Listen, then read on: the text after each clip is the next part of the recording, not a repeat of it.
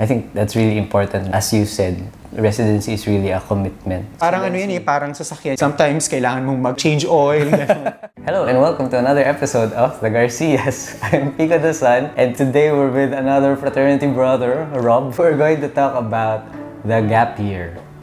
What's the concept of a gap year? Okay, gap Rob. year is a time for you to take a break after graduating. In my case, after I finished medicine, passed the boards, I decided to take a break for me to rest. For some, they do work. Yung iba, nagta-travel. Depends Yeah. on yung Parang kasi yung normal or usual concept kasi of medicine or the usual track kasi diba is after Yes. you pass the boards, after you finish medical school, you go directly to residency. Yes, it's the usual narrative kasi to really go to residency na. So, for those who are watching siguro na in medicine, you can consider taking it. So, what were the things that like you considered before taking the gap year? Because I would imagine, di ba, yun nga, merong pressure to do what is the usual or what is normally expected. What were the things that you considered?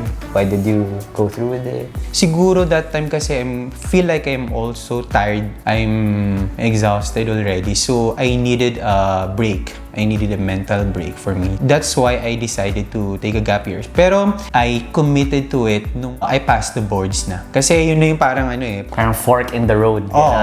Ano nang gagawin mo?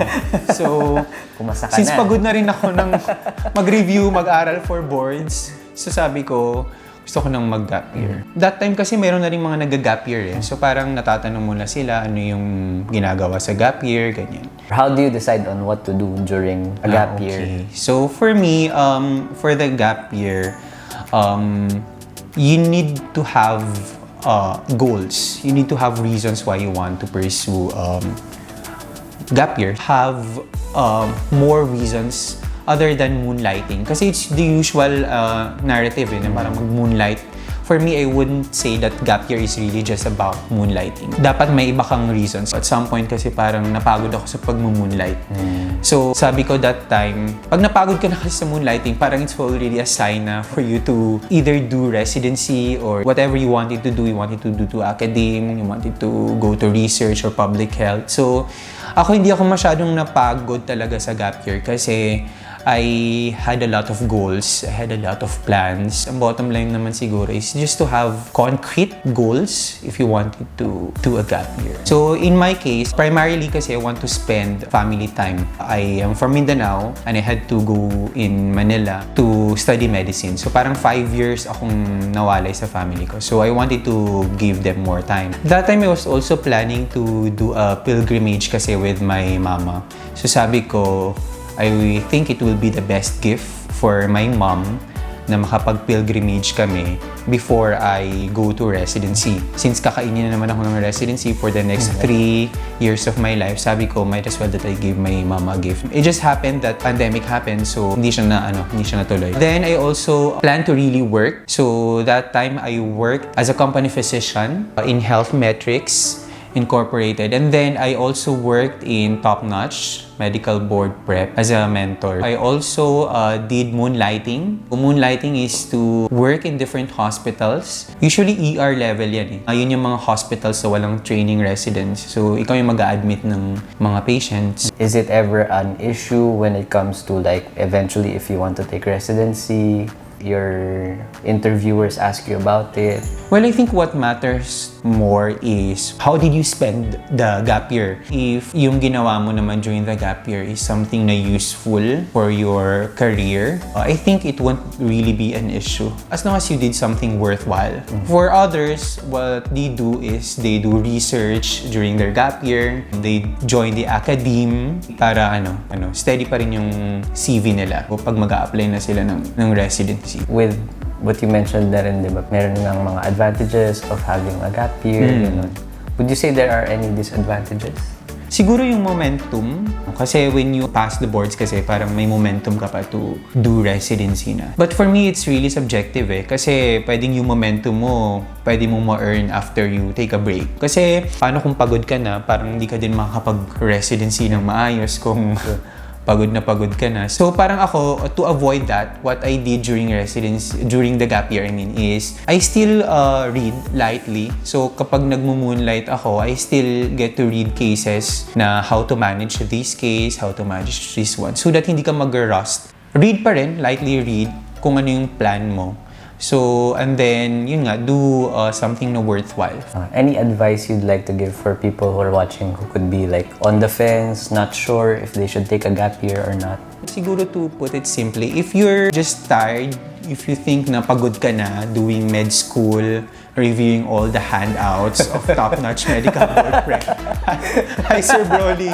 I miss top-notch kasi I work with them eh. So, baka naman po. Broly.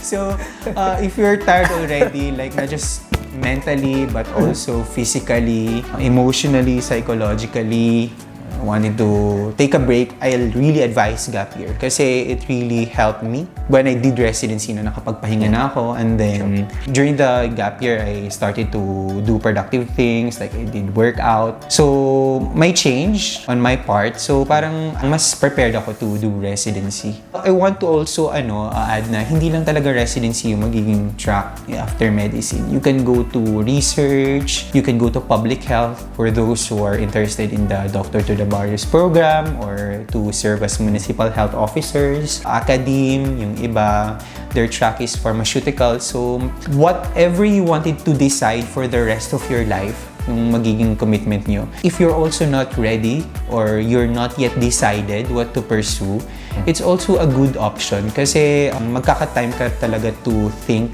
about your future and then to experience different careers eh. So parang matatry mo doon na, ay, hindi pala sa akin yung research. If you're also not just tired, if you're confused, uncertain of your future, it's also a good option. Bonus na lang yung iba pang pwede mong gawin while you are in gap year, to travel, to do the things na alam mong hindi mo na magagawa pag nag-commit ka na to residency or whatever career you have. And para pag nag-residency ka na, ituloy-tuloy na yung journey mo. Yeah. I think that's really important, no? Kasi, as you said, residency is really a commitment. So, yes. when you decide to go into residency, and if you're not sure or if you're really tired from medical school, a lot of our colleagues actually, there were some who really found that they were parang napagod na. Napagod na. So parang ano yun eh, parang sasakyan yan eh, di ba? Parang sometimes kailangan mong change oil, magpa-repair. Yeah. So that could be the gap year really for advise for those na pagod na, uncertain ka pa, gusto mong magpahinga. And then I also want to emphasize on the idea that career is not a race eh. Hindi naman kayo paunahan na, ay by 30 dapat internist na ako. Kasi by 31 na siya, nauna ka naman. Internist pa rin. So, yeah. diba? But at least siya nag-gap year. So, na-experience niya yung mga bagay na, yung time na yun eh, yun na mabibigay sa'yo, hindi mo na siya mababalikan pag nag-residency ka na kasi wala ka na magiging time, or after residency, ayun, mag-gap year na kayo. O mag-gap year kayo. Okay, and that concludes this video on the gap year. Bye-bye. Bye-bye. Thank you. Yeah. Parang ang dami kong sinabi. Okay. Thank you for having me here. Parang ikaw ata yung first guest ko na merong pa-thank you. Anyway. Akalain mo na magiging guest mo ako dito.